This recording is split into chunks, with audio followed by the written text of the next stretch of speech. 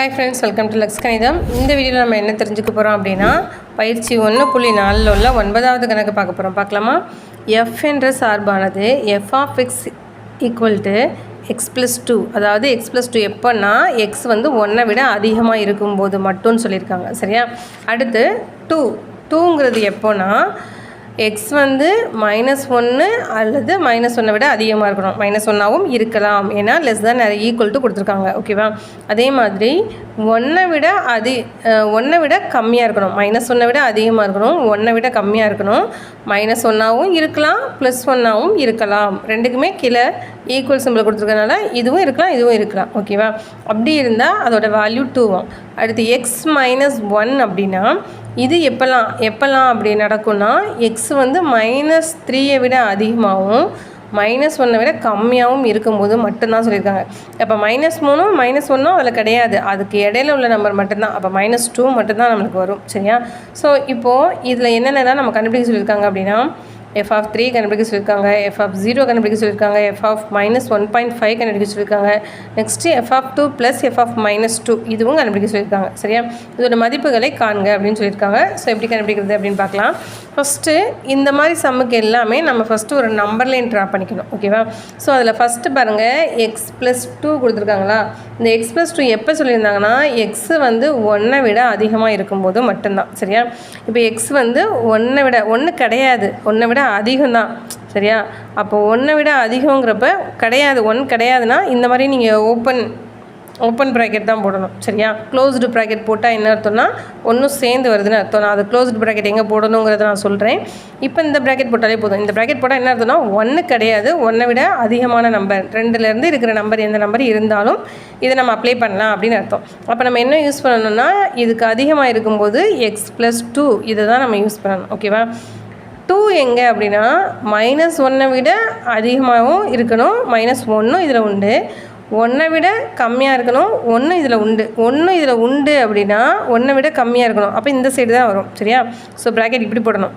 இப்படி போட்டால் என்ன அர்த்தம்னா இந்த ப்ராக்கெட் க்ளோஸ்டு ப்ராக்கெட், இது ஓப்பன் ப்ராக்கெட் சொன்னேன். ஓப்பன் ப்ராக்கெட் போடும்போது இந்த நம்பர் இதில் வராதுன்னு அர்த்தம். சரியா? இப்போது இந்த க்ளோஸ்டு ப்ராக்கெட் போடும்போது 1 இதோட உண்டுன்னு அர்த்தம். சரியா? அப்போது -1 விட அதிகமானு சொல்லியிருக்காங்க. அப்போ -1 எங்கே இருக்குது? இங்கே இருக்குது. ஸோ இதை விட அதிகமாக இதுவும் உண்டுங்கிறதுனால நாங்கள் இந்த க்ளோஸ்டு ப்ராக்கெட் போட்டிருக்கேன்.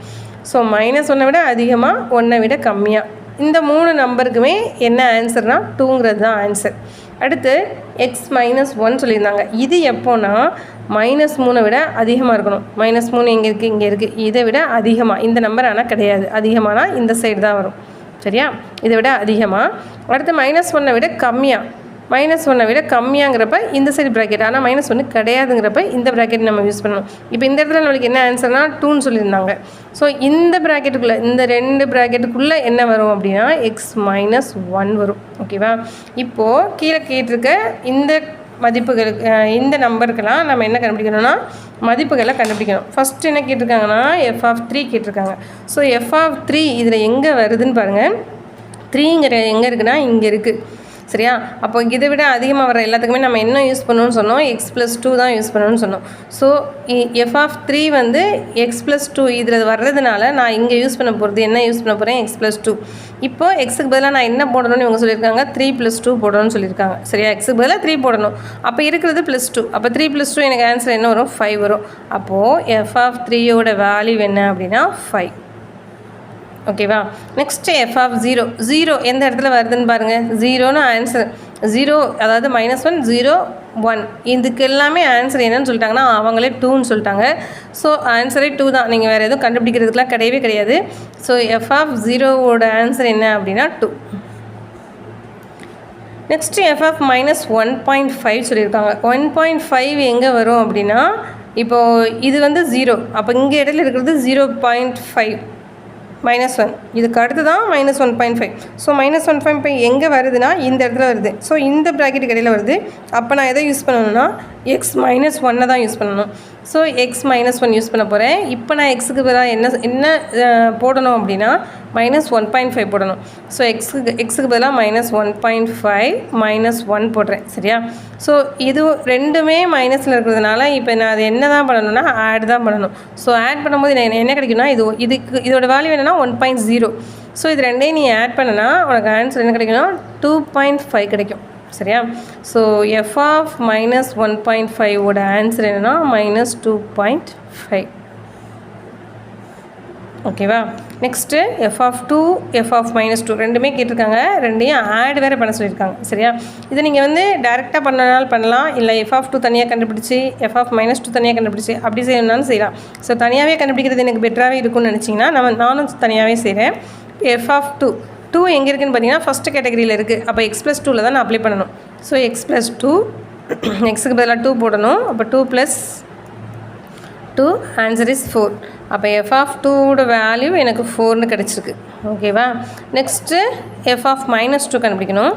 ஸோ எஃப் ஆஃப் -2 அப்படின்னா எக்ஸுக்கு பதிலாக நான் -2 இது சாரி இப்போ எஃப் ஆஃப் -2ங்கிறது இங்கே இருக்குது, -2 இங்கே இருக்குது.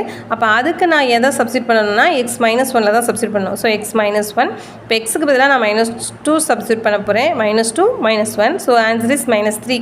So F of -2 = -3. ஓகேவா?